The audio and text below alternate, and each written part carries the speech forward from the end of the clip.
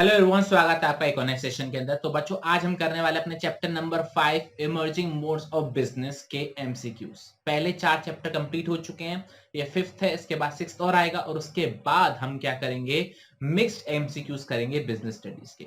तो बिना टाइम को वेस्ट करे स्टार्ट करते हैं हमारे पहले क्वेश्चन के संग। तो मैंने उठा लिया अपना पेन, आप लगाओ अपना दिमाग और चलिए डिस्कस करते हैं पहले क्वेश्चन के साथ। तो पहला क्वेश्चन क्या दे रखा है, here parties involve in the electronic transaction are from within a given business firm, hence the name is। जब कभी भी किसी फर्म के अंदर ही इलेक्ट्रॉनिक ट्रांजैक्शन में जब लोग बात करते हैं, बातचीत करते हैं, ट्रांजैक्शन करते हैं, तो उसे हम क्या बुलाते हैं? Intra C commerce, intra D commerce, intra B commerce या फिर इंट्रा ए कॉमर्स। बताओ बच्चों, इसका आंसर क्या होगा, ए, बी, सी या फिर डी? एक बार फिर से क्वेश्चन रीड करूंगा। Here, parties involved in the electronic transaction are from within a given business firm। जब एक फर्म के अंदर ही लोग इलेक्ट्रॉनिक ट्रांजैक्शन करते हैं, उनको हम क्या बुलाते हैं? Intra C commerce, intra D commerce, intra B commerce या फिर इंट्रा ए कॉमर्स। जल्दी से बता दो इसका आंसर क्या होगा, ए, बी, सी या फिर डी?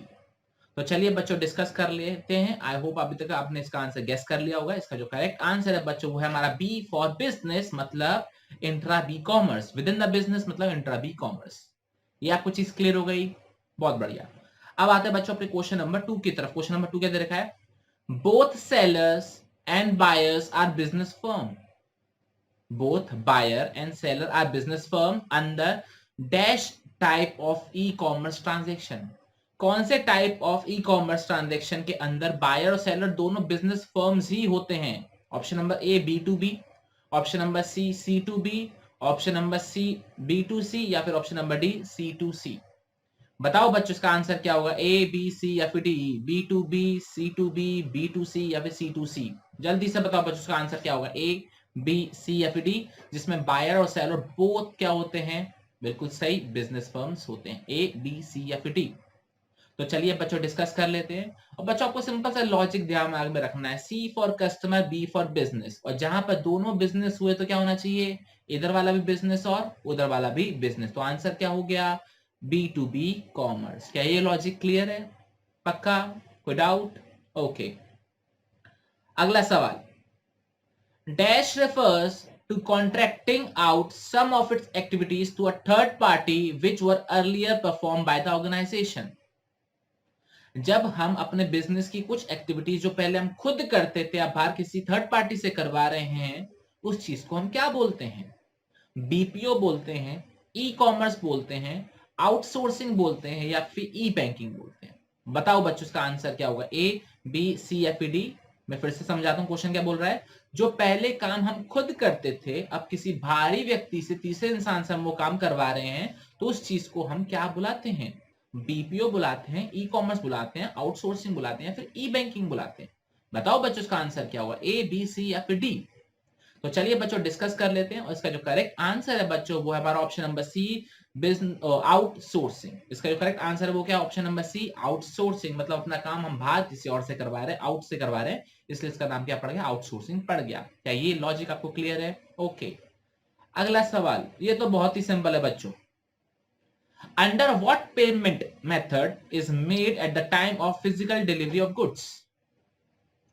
जब भी आपको सामान आपके हाथ में दिया जाता है उस समय जो आप पेमेंट करते हो उस चीज को क्या बुलाया जाता है? कैश ऑन डिलीवरी बुलाया जाता है, डेबिट कार्ड पेमेंट बुलाया जाता है, क्रेडिट कार्ड पेमेंट बुलाया जाता है या फिर प्रीपेड पेमेंट कहलाया जाता है? बता दो। इससे इजी तो सवाल हो नहीं सकता और ये आप सब करते आ रहे हो और सबसे ज्यादा यही प्रिफर किया जाता है कि at the time of physical delivery goods हम तभी पेमेंट करें। तो उसको क्या बोलते हैं? COD, cash on delivery, debit card payment, credit card payment या फिर प्री पेमेंट? बता दो बच्चों। बिल्कुल सही। इसका जो करेक्ट आंसर है वो क्या है, हमारे आशाएं। आशा मतलब ए ऑप्शन आया है और करेक्ट आंसर हमारा option number A, cash on delivery, जिसको हम शॉर्ट फॉर्म में क्या बोलते हैं, सीओडी। मेरे पास गाना आया है इकबाल मूवी का। इकबाल मालूम है आपको, श्रेयस तलपड़े की और उनकी नवाज उद्दीन सिद्दीकी की मूवी है जिसमें वो क्रिकेट बॉलर बनते हैं। ठीक है, सुन नहीं सकते लेकिन वो बॉलर बनना चाहते हैं। ठीक है, आशाएं खुले दिल की मंजिलें हैं दिल, ऐसी कुछ गाना है, मेरे को बस टोन आता है, ठीक है। मैंने मूवी बहुत अच्छे से देखी थी। मैंने मूवी कब देखी थी, अराउंड 2012 में या 2013 में देखी थी, आज से जब तुम लोग थर्ड फोर्थ क्लास में हुआ करो, मैं तब ये मूवी देखी थी। अगला सवाल,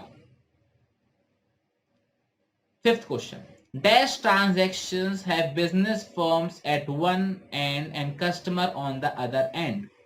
ऐसे कौन से ट्रांजैक्शन में एक जगह पर बिजनेस होते हैं, दूसरी जगह पे कस्टमर होते हैं, उसे हम क्या बुलाते हैं? C2B, B2C, B2B या फिर C2C? जल्दी से बताओ, A, B, C या फिर D। इतना सिंपल क्वेश्चन है, ज्यादा टाइम नहीं लगना चाहिए, जल्दी से बताओ। तो चलिए बच्चों डिस्कस कर लेते हैं इसका करेक्ट आंसर, और इसका आंसर आया मेरे पास ब्लिसफुल भावना। क्या बात है, ऑप्शन नंबर बी की बात हो रही है ब्लिसफुल भावना के नाम से। तो ऑप्शन नंबर बी आया है B2C, और ये आंसर बिल्कुल सही है, B2C। बिजनेस एक हैंड पर और कस्टमर एक हैंड पर। ऑप्शन नंबर बी ब्लिसफुल भावना के नाम से आया है, और B2C is the correct answer. Clear, okay. अगला सवाल, question number 6, complaint launch by customer at the companies call centre. Customer care पर आपने कंप्लेंट फाइल करवाई है, इस चीज को हम कौन सा ट्रांजैक्शन बोलते हैं? C2C, C2B, B2C या फिर B2B? जल्दी से बता दो, A, B, C या फिर D। आपने कस्टमर केयर पे कंप्लेंट फाइल कराई है, किस तरीके का ट्रांजैक्शन कहलाता है? C2C commerce, C2B commerce, B2C commerce या फिर B2B कॉमर्स? बताओ जल्दी, A, B, C या फिर D।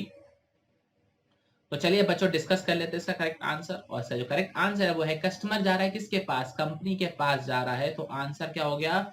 बुद्धू सा मन मेरा।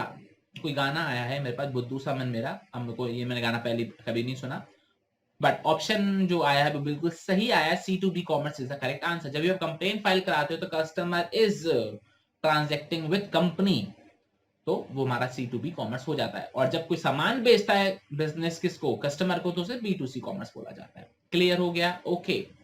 अगला सवाल बहुत ही simple, both buyer and seller are customer under dash type of E business transaction. इतने सिंपल तो आप बता ही सकते हो। ऐसे कौन से ई कॉमर्स ट्रांजेक्शन होते हैं जिसके अंदर बायर और सेलर दोनों ही कस्टमर होते हैं? C2C में, B2C में, C2B में या फिर B2B में? जल्दी से बताओ बच्चों, उसका करेक्ट आंसर क्या होगा? A, B, C या फिर D? A, C2C, B, B2C, C, C2B या फिर D? हमारा ऑप्शन नंबर डी है B2B। बताओ बच्चों, A, B, C या फिर D? चलिए बच्चों डिस्कस कर लेते हैं। मेरे पास गाना है आजा आजा, पता नहीं क्या गाना आया है, और एक आया है हमारे आशिक दीवाने, कुछ अजीब सा आंसर आया, लेकिन ऑप्शन सही आंसर आया। इसको हम C2C कॉमर्स बोलते हैं।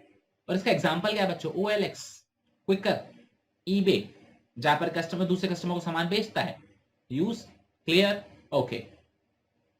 अगला सवाल, in relation to E commerce and E business, in relation to E commerce and E business, ये बताइए ई कॉमर्स क्या ई कॉमर्स ई बिजनेस बराबर है? ई बिजनेस बड़ा है, ई कॉमर्स छोटा है? ई बिजनेस छोटा है, ई कॉमर्स बड़ा है, या फिर सब कुछ एक जैसा ही है? बताओ बच्चों, A, B, C या फिर D? In relation to E commerce and E business, आपको ये बताना है इनके बीच में रिलेशन क्या है, ये दोनों बराबर हैं, ई कॉमर्स बड़ा है या फिर ई बिजनेस बड़ा है? बताओ बच्चों, A, B, C या फिर D में से क्या आंसर होगा? जल्दी से बताओ, जल्दी से बताओ। ई बिजनेस ई कॉमर्स बराबर है, ई बिजनेस बड़ा है या फिर ई कॉमर्स बड़ा है? बता दो बच्चों, इसका आंसर क्या होगा? A, B, C या फिर D? जल्दी से बता दो। तो चलिए बच्चों डिस्कस कर लेते हैं इसका करेक्ट आंसर। और बच्चों इस चीज को आप ध्यान रखो, B फॉर बड़ा, C फॉर छोटा। क्या बोला मैंने? B फॉर बड़ा, C फॉर छोटा। तो करेक्ट आंसर क्या हो जाएगा? Option number B, E business is greater than E commerce. इसका एग्जांपल देता हूं, आपने फर्स्ट चैप्टर पढ़ा होगा हमारा उसका हमारा है ना, क्या था हमारा वो, nature and purpose of business पढ़ा था ना, नेचर और पर्पस ऑफ बिजनेस। उसके अंदर क्या था? डायग्राम देखा था, बिजनेस एक्टिविटीज को हम कितने पार्ट्स में क्लासिफाई कर सकते हैं? Industry, trade and commerce. Business को हम 3 पार्ट्स में क्लासिफाई कर सकते हैं, business, industry, trade and commerce. तो बिजनेस के अंदर आता है कॉमर्स। क्लियर हो गया? कोई डाउट? ओके। तो याद करने का सबसे सिंपल तरीका है बी फॉर बड़ा, सी फॉर छोटा। अगला सवाल, अगला क्वेश्चन क्या है? Use of ATM, automated teller machine, to withdraw money is example of. B2C, intra B, C2C या फिर B2B? आपने एटीएम से पैसे निकाले हैं तो ये किस तरीके का ट्रांजैक्शन हुआ? B2C हुआ, इंट्रा बी हुआ, C2C हुआ या फिर B2B हुआ? जल्दी से बता दो, A, B, C या फिर D, क्या आंसर होगा इसका? A, B, C या फिर D? एटीएम से पैसा निकाला है आपने। एटीएम किसका? बैंक का। आप कौन हो? कस्टमर। और बैंक कौन है? बिजनेस ऑर्गेनाइजेशन है। तो आंसर क्या हो गया? B2C। क्या बच्चों ये चीज आपको क्लियर है या नहीं क्लियर है? ओके। अगला सवाल, which of the following is not the advantage of E business? Which of the following is not the advantage of E business? Low personal touch, global reach, convenience, speedy transaction. बताओ बच्चों, नीचे दिए गए option में से कौन सा advantage नहीं है? पर्सनल टच कम होता है, ग्लोबल रीच होती है, कन्वीनियंस होती है, स्पीडी ट्रांजैक्शन होती है। बताओ। मेरे पास आंसर आया A for effort. A for effort मतलब आपने कोशिश अच्छी करी है, बच्चे की कोशिश एकदम सही है, और ए इज द करेक्ट आंसर। बच्चों ये एक डिसएडवांटेज होता है, लो पर्सनल टच एक डिसएडवांटेज है, क्योंकि लोगों को लगता है तो सिर्फ कंपनी है, यहाँ पे कोई इंसान है ही नहीं, तो पर्सनल टच क्या हो जाता है? कम हो जाता है। क्या ये चीज आपको क्लियर हो गई? ओके। अगला सवाल, e commerce does not include conducting various functions, interaction of firm with its customer, interaction of firm with its customer, interaction of firm with its customer। ये तो ऐसा लग रहा है वो ना, नहीं नहीं नहीं, ऐसा कुछ ऑप्शन आ गया, वही लिखा हुआ है, टाइपिंग मिस्टेक है ये। चलो आप आंसर बता दो, A B C F D में से क्या है इसका आंसर? ये तो बिल्कुल सीरियल वाला बन गया, नहीं नहीं नहीं। तो चलो जो आंसर आया odd one out. Odd one out कौन सा है? Option number A. तो option number A is the correct answer, लेकिन ये आंसर एक्चुअल में सही है। कॉमर्स के अंदर सिर्फ क्या होता है? ट्रेडिंग होता है, बाय एंड सेल होता है, लेकिन ई बिजनेस के अंदर आपका बाकी बाय एंड सेल तो होता ही होता है, लेकिन आपके सारे बाकी अदर फंक्शंस भी हो जाते हैं, जैसे मैन्युफैक्चरिंग हो गया, रिसर्च एंड डेवलपमेंट हो गया, प्रोडक्शन हो गया, वगैरह। ये चीज क्लियर हो गया। लेकिन एक क्वेश्चन मस्त था, मजा आ गया इस क्वेश्चन को पढ़ के। नहीं नहीं नहीं, हाय एकता कपूर कहाँ हो आप? Ekta Kapoor wants to see this question। अगला सवाल बच्चों, e-business is defined as the conduct of industry, trade and commerce using dash। e-business is defined as the conduct of industry, trade and commerce using the dash। Internet, social network, society या फिर all of these? बताओ बच्चों इसका answer क्या होगा? ए, B, C या फिर D? ई business का मतलब क्या है? जब हम इंडस्ट्री, ट्रेड और कॉमर्स को क्या यूज करके कंडक्ट करते हैं उसे हम बोलते हैं ई बिजनेस। इंटरनेट यूज करके, सोशल नेटवर्क यूज करके, सोसाइटी को यूज करके, या सभी को यूज करके? बता दो बच्चों, ए, बी, सी या फिर डी में से आंसर क्या होगा? जल्दी से बताइए। तो चलिए बच्चों डिस्कस कर लेते हैं, और इसका जो करेक्ट आंसर है बच्चों वो है हमारा ऑप्शन नंबर ए। अच्छा मेरे पास आंसर आया है, एक बड़ा अच्छा अजीब सा आंसर आया है, सर मैं बहुत गरीब हूं, इंटरनेट क्या होता है मुझे नहीं पता। क्या आंसर दिया बच्चे ने? ऑप्शन नंबर ए, और जो कि करेक्ट आंसर आया, सर मैं बहुत गरीब हूं, इंटरनेट क्या है मुझे नहीं पता। मुझे वो वीडियो याद आ गई, मैं गरीब हूं, मैं गरीब हूं, मेरे बाप मुझे गरीब जन्म दिए, मैं क्या करूं, मैं गरीब हूं। आपने वो वीडियो देखी है? नहीं देखी? देखी तो होगी। अगर नहीं देखी है तो YouTube के सर्च बार में इस सेशन के बाद देखने जाना, मैं गरीब हूं, ये वीडियो डालना, एक लड़का आएगा जो रोता हुआ बोलेगा मैं गरीब हूं, मैं गरीब हूं, मेरे माँ बाप मुझे गरीब जन्म दिए, वो ऐसी कुछ हरकतें करेगा, लेकिन आपको मजा आएगा, ठीक है देखने में। क्लियर? अब वो अमीर हो चुका है, उसका यूट्यूब चैनल है, 2 लाख से ऊपर के उसके ज्यादा सब्सक्राइबर है, और अभी भी लेटेस्ट उसने आईफोन लिया है। उसके चैनल का नाम भी तो क्या है? द गरीब बॉय। अगला सवाल, वो गरीब बोलते बोलते अमीर हो गया। अगला सवाल आपकी कंप्यूटर स्क्रीन पर ये रहा, E business includes E commerce, human resource management, inventory management या फिर ऑल ऑफ दीज? बताओ, ए, बी, सी या फिर डी? जल्दी से बताओ, ए, बी, सी या फिर डी? ई बिजनेस के अंदर क्या क्या आता है? ई कॉमर्स आता है, ह्यूमन रिसोर्स मैनेजमेंट आता है, इन्वेंट्री मैनेजमेंट आता है, सभी आता है। जल्दी से बता दो बच्चों। तो चलिए बच्चों डिस्कस कर लेते हैं इसका आंसर, और इसका जो करेक्ट आंसर है वो है हमारा option number D, all of these, business के अंदर हमें सारे ही काम करते हैं, ई कॉमर्स भी करते हैं, इन्वेंट्री का मैनेजमेंट भी करते हैं, ह्यूमन रिसोर्स मैनेजमेंट भी करते हैं। तो इसका आंसर हो गया option number D, all of these. क्या ये चीज क्लियर है आपको? अब बच्चों को डी फॉर डार्ट पढ़नी चाहिए, क्योंकि बच्चों ने आंसर दिया था ए फॉर आम का अचार। ठीक है, क्लियर? तो answer number D, all of these is the correct answer. Okay, अब बात करते हैं बच्चों अपने अगले सवाल की तरफ। अगला सवाल क्या है? Which business is easy to set up, E business और ट्रेडिशनल बिजनेस?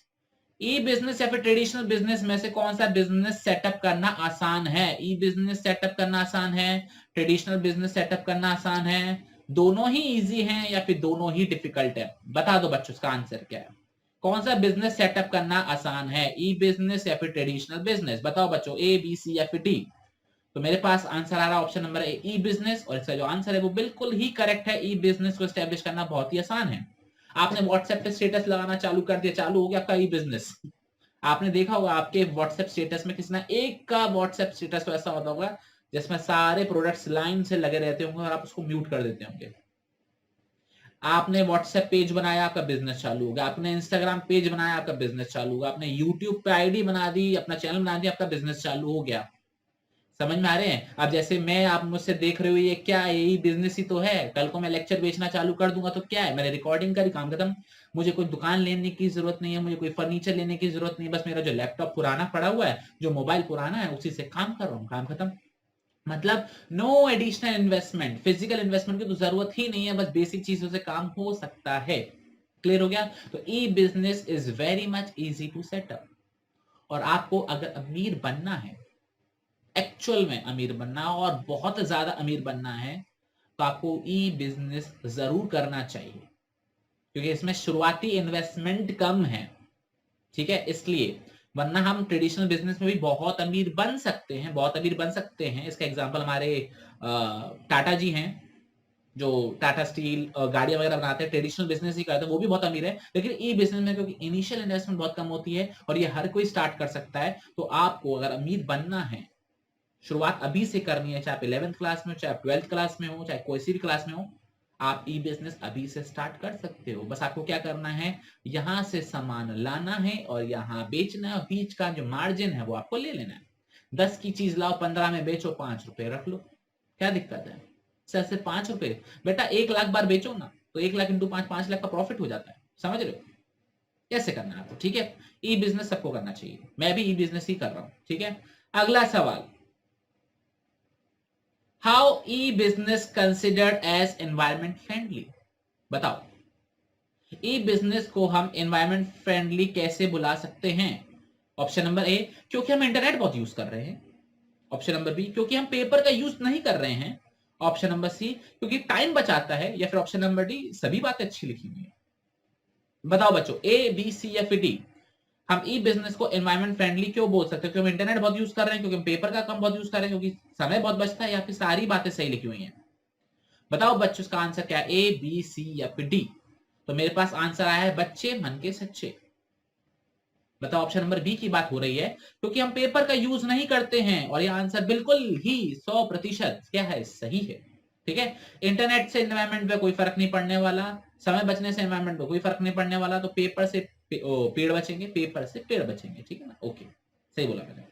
अगला सवाल, क्वेश्चन नंबर 27। एक्चुअली में 27 नहीं है, थोड़ा सा कॉपी पेस्ट करने में दिक्कत हुई हमारी टीम से। कोई बात नहीं, अगली बार मैं टीम को थोड़ा सा समझा दूंगा कि ढंग से तो कॉपी कर लिया, वो खुद क्वेश्चन बना नहीं सकते, कॉपी करके दे देते मेरे सामने। चलो, last question, operational charges are higher in traditional business because, traditional business के अंदर हमारे ऑपरेशनल चार्जेस ज्यादा होते हैं, क्यों? Because of fixed charges associated with business activities, because of higher registration cost, because of higher price of goods, या फिर all of these? बताओ बच्चों, इसका करेक्ट आंसर क्या होगा? हमारे ट्रेडिशनल बिजनेस में ई कॉमर्स के, ई बिजनेस के कंपैरिजन में ऑपरेशनल चार्जेस ज्यादा होते हैं, और इसके पीछे कारण क्या है? क्योंकि फिक्स चार्जेस बहुत होते हैं, क्योंकि रजिस्ट्रेशन कॉस्ट ज्यादा होती है, गुड्स की प्राइसेस बहुत ज्यादा होती है। ये सारी बातें बिल्कुल सही बोली, तभी ऑपरेशनल खर्चे ज्यादा है। बच्चों बताओ, ए बी सी या फिर डी, इसका आंसर क्या होगा? मेरे पास आंसर आया है, दुश्मन न करे दोस्त ने वो काम किया है, दिल का दरिया बह ही गया, बट यहां पर दोनों ही बच्चे गलत है, यहां पर दोनों ही बच्चे गलत हैं।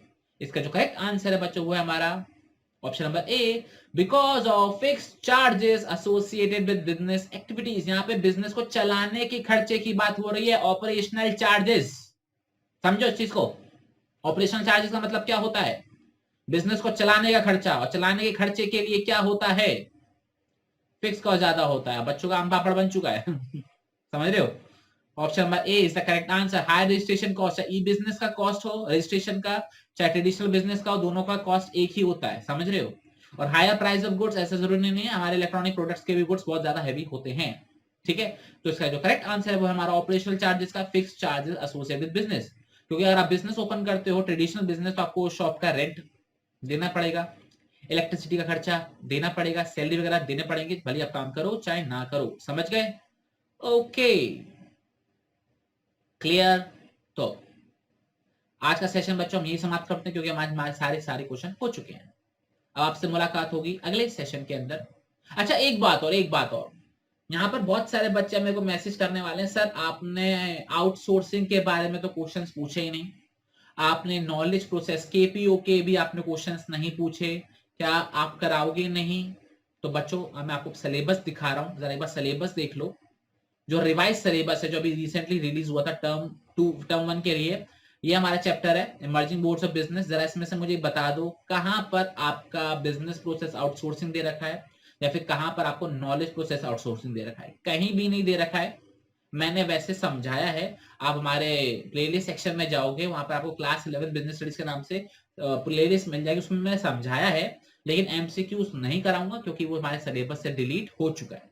तो नॉलेज पर्पस के लिए पूरा 100% सिलेबस हमारे पास अपलोडेड है, लेकिन क्वेश्चन हमको सिर्फ आप वही करवाऊंगा जो आपके एग्जाम में आएंगे, ठीक है। तो बच्चों ये हमारा हो गया, ई बिजनेस के बारे में पढ़ लिया, स्कोप भी पढ़ लिया हमने, intra B, B2B, B2C, benefits के भी देख लिए, और हमने डिफरेंस के भी देख लिए। क्लियर हो गया आपको।